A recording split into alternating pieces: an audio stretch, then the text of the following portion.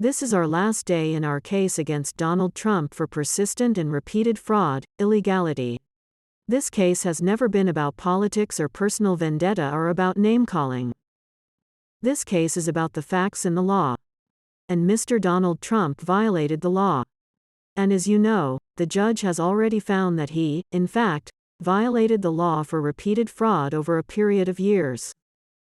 And so I want everyone to know that the personal attacks really don't bother me.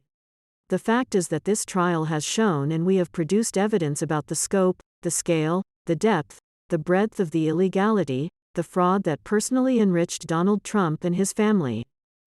I want to thank the judge. I want to thank my team. I want to thank opposing counsel. But at the end of the day, the point is simple. No matter how powerful you are, no matter how rich you are, that no one is above the law and that the law applies to all of us equally and fairly. I trust that justice will be done. And I'm confident in that. And I'm extremely proud of the case that we put on. After 11 weeks and 44 days, closing arguments were given. Donald Trump gave a bizarre closing statement himself, but then just stormed out. But after the theatrics and the ranting and raving and whining of Donald Trump and his lawyers was done, the Attorney General lawyers got to speak and they got to talk about the facts and evidence. So Assistant Attorney General Kevin Wallace kicked off the closing arguments. Adam Klasfeld was there and Kevin Wallace for the New York Attorney General's office started with a Watergate reference quote. What did the defendants know and when did they know it? Well, as the New York Attorney General prosecutor said, you certainly didn't hear any evidence that the numbers the defendants were using on their financials were accurate. You never heard Donald Trump and his lawyers say that these numbers were true and correct.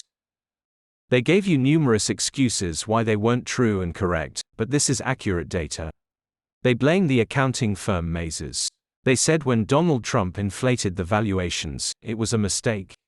They tried to say that these were just subjective valuation methodologies when in fact the issue were the inputs, the fraudulent data that were input into subjective valuation methodology. So no matter what valuation methodology you use to try to conform these financials to GAAP, if you use different models, sure you can use different models, but what you can't do is say that Mar-a-Lago, which is a commercial property where there is an easement that states that the property will forever be encumbered to be used as a club and that you, the Trump Organization, devalued the property of Mar-a-Lago by placing encumbrances on it as a commercial club, you then can say this is actually a residential property that is valued at $300, $400 million or even lie as you did during these proceedings and claim that the valuation of Mar-a-Lago is actually 100 to 150 times greater than the valuation that you gave to the property Trump Organization, not Judging Goron. It was the Trump Organization that valued Mar-a-Lago at under $27 million precisely because they wanted to pay less property taxes on it, and sure, if that's what you want to do, then just be consistent about it.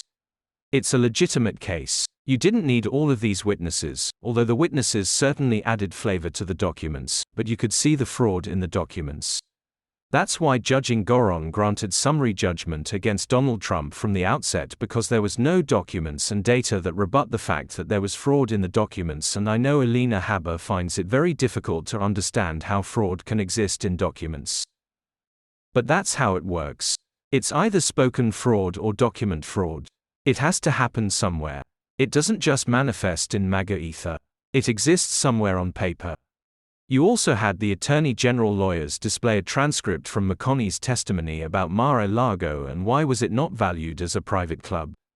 Answer: I don't remember off the top of my head. New York Attorney General lawyers said, really, Your Honor. It's not like that was a shock question. It was asked by McConney's own lawyer, one of the Trump lawyers. The New York Attorney General lawyers said, let's take a look at Eric Trump's testimony. He denied knowledge of his father's financial statement, but let's take a look at the contemporaneous documents showing that Eric signed off on all of these things.